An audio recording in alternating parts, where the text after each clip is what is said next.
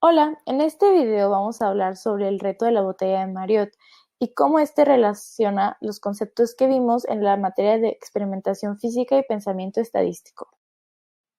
La botella de Marriott es llamada así en honor a su creador, el ilustre físico francés Ed Marriott, que nació en 1620 y falleció en 1684.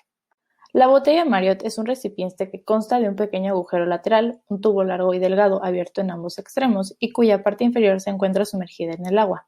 Este atraviesa el recipiente su parte superior, de tal forma que el lugar de unión entre el frasco y el tubo se encuentra sellado. Por lo tanto, el único lugar en el cual el recipiente está en contacto con el aire externo es en el agujero en la parte superior del tubo.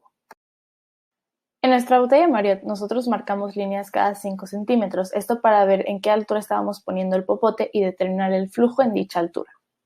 En las primeras pruebas nosotros colocamos la parte inferior del popote a diferentes alturas por debajo del orificio, esto resultó en que no hay ningún tipo de flujo.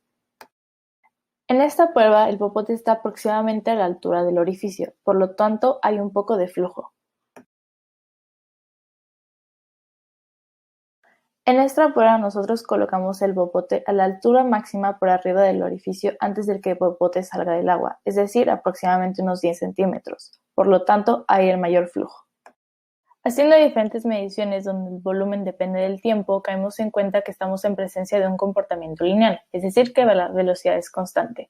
Por ejemplo, en el primer caso, donde tenemos la altura máxima entre el orificio y la parte inferior del popote, es decir, la altura es mayor a cero, y por lo tanto ahí tenemos la mayor velocidad porque hay un mayor flujo. En el segundo caso, la distancia no es tan grande como en el caso anterior, sin embargo esa altura sigue siendo mayor a cero, por lo tanto tenemos un flujo a una velocidad constante un poco menor que el anterior. En el tercer caso, la diferencia de alturas entre el orificio y la parte inferior del popote es mínima, sin embargo todavía es lo suficiente como para que haya flujo y por lo tanto tenemos una velocidad constante pequeña. En el último caso, la distancia entre el orificio y la parte inferior del popote es negativa. Esto quiere decir que el popote está por debajo del orificio y por lo tanto no hay flujo y por lo tanto la velocidad es cero. Aplicando los conceptos sobre fluidos, obtuvimos el gasto dividiendo el volumen por unidad de tiempo, cuidando las unidades. Posteriormente, usamos la otra fórmula del gasto para obtener la velocidad. Y finalmente utilizamos la fórmula del teorema de Torricelli con la finalidad de despejar para obtener el valor de la gravedad en cada uno de los casos donde hay flujo. En todo procedimiento experimental hay que considerar ciertos errores para interpretar acertadamente los resultados del mismo. En este experimento las causas de error consideradas son la exactitud del instrumento de medición, la interacción del método de medición y el mesurando, la influencia del observador y las fallas en el desarrollo experimental. Por otro lado, utilizamos las medidas de tendencia central y desviación para ver qué tanto impacto tuvieron nuestros errores en las diferentes pruebas. Por otro lado, usamos la recta que mejor se ajusta y la R cuadrada para afirmar que estuviéramos en presencia de un comportamiento lineal, donde obtuvimos un valor de R cuadrada muy cercano al 1 en todos los casos.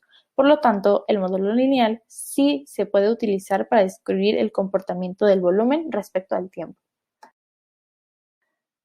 Este experimento nos permitió aplicar los conceptos aprendidos sobre fluidos para explicar el funcionamiento de la botella de Marriott, además de obtener valores como gasto, velocidad y gravedad.